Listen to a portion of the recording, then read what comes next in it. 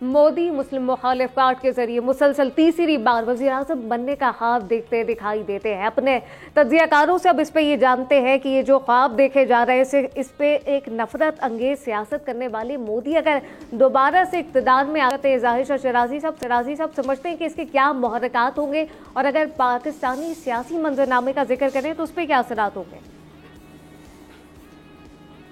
देखिए, हिंदुस्तान के अंदर पिछले 10-15 साल से जो एक हिंदुआता का कॉन्सेप्ट है और जो एक्सट्रीमिस्ट हिंदू आइडियोलॉजी को इम्पोज किया जा रहा है, इसमें कोई दूसरी राय नहीं है कि जो दुनिया की सबसे बड़ी डेमोक्रेसी अपने आप को समझती रही है, वो इस वक्त मेरे ख्याल में इंतहाई एक्सट्रीमिस्ट टेंडेंसीज और रिलीजियस इंटॉलरेंस का एक सबूत दे रही है। आप एनआरसी देखें, आप कश्मीर के अंदर एएसी देखें, ये जो इतने भी मुस्लिम मुखालिफ किस्म के जो है कवानीन लाए गए सिर्फ और सिर्फ मुसलमान आबादी को, और आप बंगाल के अंदर देखें, ये तमाम इनिशिएटिव इसीलिए थे कि शायद इलेक्शन के लिए मोदी साहब यही तैयारी कर रहे थे, और जिस तरीके से वो अब हिंदुस्तान के रहने वालों को इस बात पे मजबूर कर रहे थे कि आप जो अपनी आइडेंटिटी शो करें कि वाकई आप हिंदुस्तानी हैं भी कि नहीं, तो एक बिल्कुल वाज़ेह मैसेज है कि जो इलेक्शन स्टंट अगेन था वो एक एंटी मुस्लिम सेंटीमेंट्स के ऊपर मोदी साहब जो है वो या उनकी जमात जो एक्सट्रीमिस्ट जमात है वो यही कुछ करती रही है। अब ये देखना होगा कि दुनिया के अंदर भी आवाज़ें उठाई जा रही हैं कि हिंदुस्तान के अंदर जो फासिस्ट हुकूमत है वो किस तरीके से अपने मुखालिफिन को क्रश कर रही है, चाहे वो तमिलनाडु के अंदर है, चाहे वो पंजाब के अंदर है, चाहे वो सिख मूवमेंट के अंदर, या मुसलमानों को तो आप बिल्कुल मेन टारगेट है। और इस वक्त जो उनका इनिशिएटिव है शायद वो दुनिया के अंदर भी कंडेम किया जा रहा है कि जो मुसलमान मुखालिफ पॉलिसीज है वो जो है वो मोदी साहब अगेन दोबारा इस्तेमाल कर रहे हैं इलेक्शन जीतने के लिए। दूसरा देखिए, जो इन्फ्लुएंस है, बार बार हम देखते हैं कि जो हिंदुस्तान की एक्सट्रीमिस्ट इस वक्त जमात है वो इन्फ्लुएंस है इसराइली मॉडल से, और जिस तरीके से वहां पे इसराइली एट्रॉसिटीज थी वो हिंदुस्तान के अंदर पहले कश्मीर में ट्राई की गई, अब आहिस्ता आहिस्ता तमाम अकलियतों के खिलाफ ट्राई की जा रही है। आप क्रिश्चियंस को टारगेट कर रहे हैं, सिखों को टारगेट कर रहे हैं, लो कास्ट हिंदूज को कर रहे हैं। तो मेरे ख्याल में मुझे तो ये लगता है कि अगर इस दफा वाकई मोदी साहब हुकूमत में आते हैं तो हिंदुस्तान का एक जो मकरू चेहरा है वो तमाम दुनिया के आगे भी आया होगा, और लगता है कि अब हिंदुस्तान की अपनी जो कह सकते हैं कि डिसइंटीग्रेशन का वक्त भी आ गया है। जी, लेकिन लखाई साहब आप समझते हैं बाकी जो इसराइली मॉडल की बात की, और अगर बाकी नरेंद्र मोदी एक बार फिर सरकार बनाने में कामयाब हो गए तो क्या मुहर्रिकात देख रहे हैं? देखिए, एक बात तो ये है कि ये एक हुकूमत लग रहा है कि जनाब इन्होंने कामयाब कर लिया है, अपने 10 साल गुजार लिए हैं और कामयाबी से गुजारे हैं, लेकिन उसमें जो बेसिक एलिमेंट हुआ है वो ये कि इंडियन मईशत तो मजबूत हुई है, लेकिन इंडिया बतौर स्टेट के, बतौर मुमलिकत के, बतौर एक रियासत के वो नाकाम हुआ है, और वो उसकी नाकामियाँ बहुत फैल रही हैं।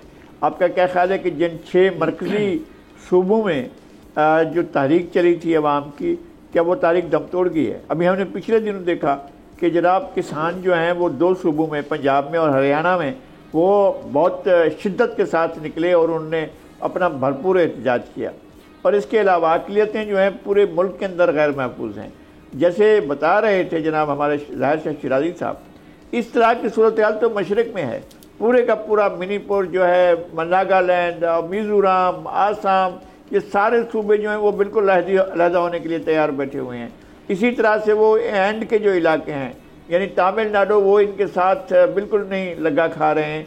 ये बहुत से अनरेस्ट मौजूद है। बंगाल के अंदर मोदी का नाम सुनने को कोई तैयार नहीं है। मोदी का ख्याल है कि जनाब वो वहाँ पर जो है इस्लाम के और जो है इस्लामी शार की बातें करके और अपने आप को एक बड़ा दूसरा पोस्टर दिखाकर वो बंगाल के अवाम को वो कर देंगे कि अपनी जानिब माइल कर देंगे, या बिहार के अवाम को कर देंगे। वो नहीं कर पा रहे हैं, इसलिए कि बहुत से इलाकों में उनकी जो है वो आप लोगों ने क्वेश्चन करना शुरू कर दिया है।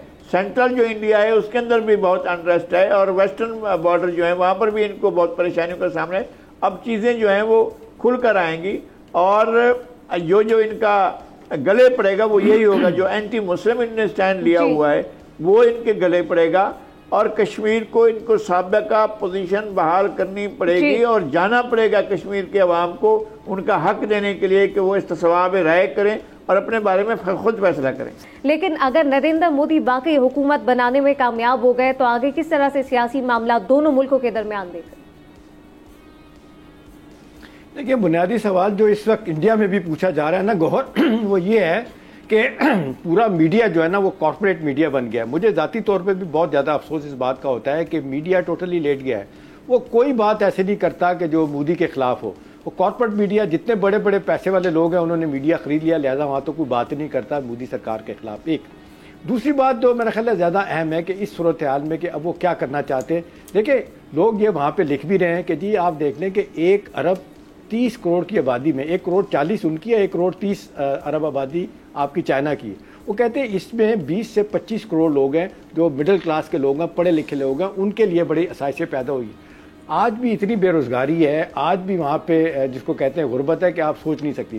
اگلے دن میں ایک ٹی وی ان کا انٹرویو دیکھ رہا تھا کسی ایک آدمی کا, وہ اس وقت جنگ کی حالت میں اسرائیل اور حماس کی, وہاں لوگ جا رہے ہیں 1-1 لاکھ روپے کی تنخواہ کے لیے کہ جی یہاں تو نوکری نہیں ہے, یہاں تو کسی قسم کے پڑھے لکھے لوگ وہاں پہ جا رہے ہیں. تو دیکھیں ایک مکروہ چہرہ جو ہے نا وہ اس جمہوریت کے نام پہ بچا ہوا ان کا, لیکن کب تک. ابھی دیکھ لیں جس طرح آپ نے دیکھا سکھوں کو مارا گیا, ایک سکھ کو مارا گیا اپنے کینیڈا میں, پھر پکڑے گئے جو مارنا چاہتے تھے ایک اس میں آپ کے امریکہ میں, پھر وہ ریئیکشن آیا آسٹریلیا سے بھی. تو ان کو بڑی ہر طرف سے جو رسوائی ہو رہی ہے. اب سوال ہے کیوں کر رہے ہیں. دیکھیں یہ ہمیشہ اینٹی مسلم اینٹی پاکستان معاملے کو سامنے رکھ کے مودی الیکشن لڑ رہے ہوتے ہیں. اب تو اس حد تک انہوں نے کہہ دیا کہ جی گھس بیٹھیے ہیں, ان کو نکالیں گے, چھوڑیں گے نہیں, یہ کریں گے. ابھی آپ دیکھ رہے ہیں ابھی بھی 20-22 کروڑ وہاں پہ مسلمان رہتے ہیں, ان کے ساتھ کیا سلوک کریں گے کسی کو نہیں پتا. آخری بات اس میں یہ ہے, آخری بات لوگ کو ہے کہ یہ الیکشن جیتنے کا سٹنٹ ہے, آخری دفعہ اب الیکشن لڑیں گے, اس کے بعد شاید وہ نہ لڑیں. وہ اپنی چاہیں گے کہ میں لیگیسی کو اچھی چھوڑ کے جاؤں. شاید ان کو خیال ہو کہ ہمارا ملک کہاں سے کہاں چلا گیا. یہ جو ایک سیکولر تھا نا ہندوستان, وہ تو تباہی پھر گئی, سیکولر رہا ہی نہیں ہے. اندر سے بھی آوازیں آ رہی ہیں لیکن لوگ ڈر گئے, ٹیررائز ہو چکے ہیں. اب دیکھنا ہے کہ یہاں تو پھر آوازیں ہیں, ہندوستان کا تو میڈیا بالکل موقف پہ کیا کہیے گا. ساتھ ساتھ اگر واقعی مودی سرکار حکومت بنانے میں کامیاب ہو جاتے ہیں, کیا دیکھ رہے ہیں پھر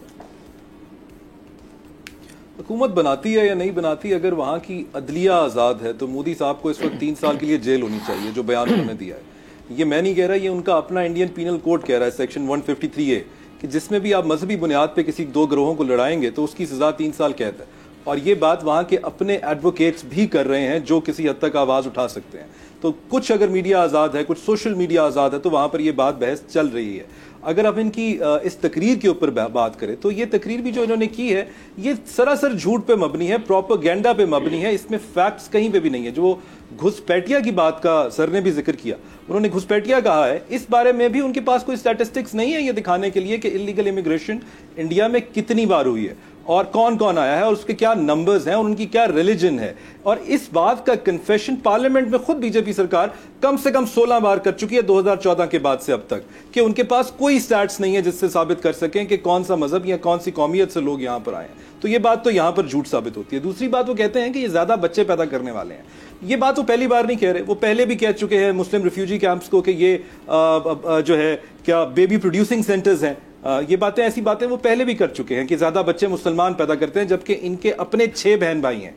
تو اس میں وہ بھی مسلمانوں پہ ڈال دیجئے کہ یہ اس میں بھی ان کا کچھ کیا دھرا ہے. اور مزید وہ جو بات کر رہے ہیں کہ مسلمان زیادہ بچے پیدا کرتے ہیں, تو ریلیجن کا اس سے کوئی لینا دینا نہیں ہے. یہ سوشل اور اکنامک کلاس کے اوپر اس کا جو ہے منحصر ہوتا ہے کہ کہاں پر کتنے بچے ہو رہے ہیں. انڈیا کی اپنی اسٹیٹس ایسی ہیں جہاں پہ ہندو خواتین کے زیادہ مسلمان خواتین سے بچے ہیں, تو وہ بھی اگر اسٹیٹسٹکلی دیکھا جائے, اتر پردیش دیکھا جائے, تامل ناڈو دیکھا جائے, آندھرا پردیش دیکھا جائے, تو وہاں پر پتہ چلے گا کہ وہاں پر ہندو عورتوں کی بچوں کی تعداد زیادہ ہے. تو it has nothing to do with religion. جو تیسری بات انہوں نے اس کے اندر کی کہ کانگریس ری ڈسٹریبیوشن آف ویلتھ چاہتی ہے اور آپ کے منگل سوتر چھین کے, سونا چاندی چھین کے مسلمانوں میں بانٹ دے گی. اور انہوں نے یہ بھی الزام لگایا کہ یہ مینیفیسٹو میں لکھ دیا گیا ہے. ایسا کچھ بھی کانگریس کے مینیفیسٹو میں نہیں ہے. اس میں صرف سوشل اکنامک بیسس کے اوپر سرویز کی بات کی گئی ہے, ایکوالٹی کی بات کی گئی ہے کہ جو, اور وہ بھی مسلمز کے اوپر سینٹرک کر کے نہیں کی گئی, وہ اوور آل مائنورٹیز اور جو اسکیجولڈ کاسٹ ہیں, اسکیجولڈ ٹرائبز ہیں, ان سب کے بارے میں کی گئی ہے. ایکوالٹی ہونی چاہیے. سبسکرائب کریں اور بیل دبائیں تاکہ کوئی خبر رہ نہ جائے.